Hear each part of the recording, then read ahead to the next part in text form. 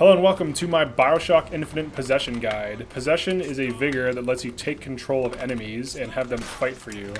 So we have a strong enemy over here that we just possessed. He is going to now be our best friend and help us kill these annoying endgame enemies that there's way too many of. When he is done attacking them, if he does not die from the damage he takes from his friends, he will kill himself, which is very useful to us. So we took out his buddies. Looks like he did end up killing himself. So possession lets you take control of a dude. By default, it can only take control of robots. You have to pay $50 to upgrade it to allow you to take control of people. These people will kill themselves when the effect ends. You have to have a clear line of sight when using possession. So if I go to cast on an enemy over here, I go to possess. If it actually... Is it? Oh, it's not letting me cast it. Okay. So, alright, so let's say I cast it here. It can hit terrain on the way over there, so make sure you don't have things in your way to block the path to the enemy. You can use it on enemies that are really far away, but just really make sure that you aim it well and that you don't have anything in front of you. So those are two. That's a really important thing about possession.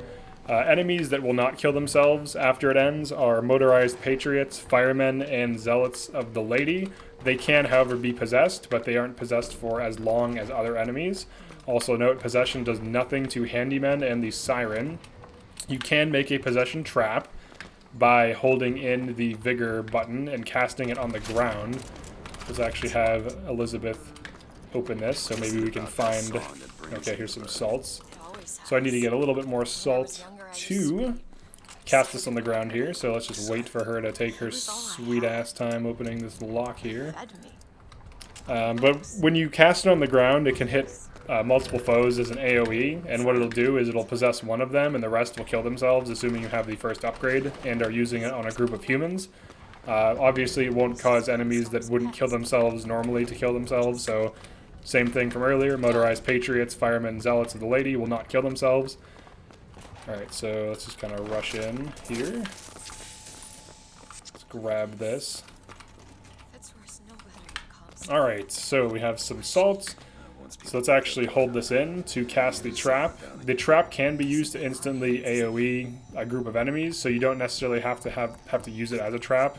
So for example, hits both of them. This dude's killing himself, this is possessed.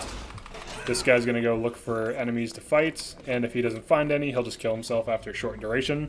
If I deal enough damage to him, he will actually become unpossessed and start attacking me. So as you can see here. Okay, actually it ends and he kills himself. Looks like I didn't deal enough damage to him for him to become unpossessed, but that is a thing that can happen. It does require a lot of damage though, so you generally won't run into this issue, but yeah, that's possession. There's two upgrades. The upgrade that lets you use it on humans, that also causes them to kill themselves when it ends, and the upgrade to decrease its casting cost. As you can see right now, the casting cost is quite high, so upgrading it is definitely worth it. I highly recommend upgrading it if you plan on running it. Also note that when you possess an enemy in a group of enemies, generally all of those enemies near that enemy will turn and shoot at them.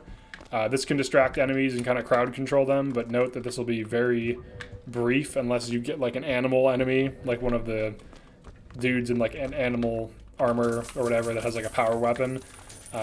If you possess one of those, they'll generally kill all the enemies, otherwise the enemy's just going to get focused and die really fast, but it can draw fire away from you. You can also possess machines for coins. You can do this once per machine, so I can possess all these machines, get some coins, which is very useful for, you know, collecting coins for upgrades. So definitely want to do that, even if you do not plan on running this. So definitely worth running. Pretty strong ability. I'm going to be going over more specific combos with it in a future video. This video I just want to cover the basic use and when you should use it. For 1999 mode, it is definitely viable, as it causes any affected enemy that's a human to kill themselves, aside from firemen and zealots. And you can use it on motorized patriots, firemen, zealots, and any other enemy as well. The only enemies that are immune are handymen and sirens. So yeah, that's possession. Thanks for checking this out, and I'll see you in the next one.